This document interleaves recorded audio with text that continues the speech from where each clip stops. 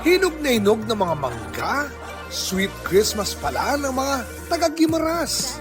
Nakakatakam ng mga hugis, manggang pailaw ang disenyo ng kanilang higanting Christmas tree.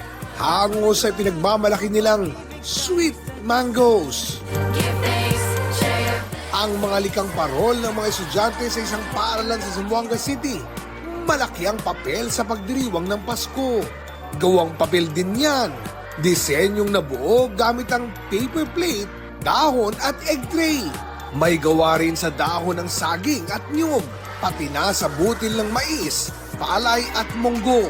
At may mga gumamit ng patapong plastic bottles at plastic straw. Mga kalikasan para sa masayang pagdiriwang. Star sa Pasko, ginawang tunnel sa bayan ng Rosario sa Batangas. Nagkalat din ang mga pailaw na bulaklak at iba't ibang Christmas symbol. Pero ang main attraction, ang kanilang 40 talampakang Christmas tree.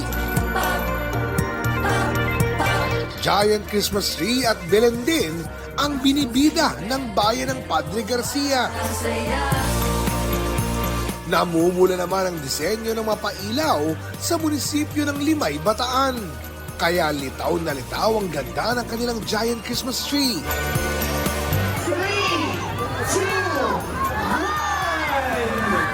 1. Dinumog naman ng mga residente at bisita ang pagbubukas ng Christmas display sa Midsayap, Cotabato. Ang malapalasyo nilang munisipyo, nag-iiba-iba ang kulay. At ang talagang inaabangan, pyro musical display.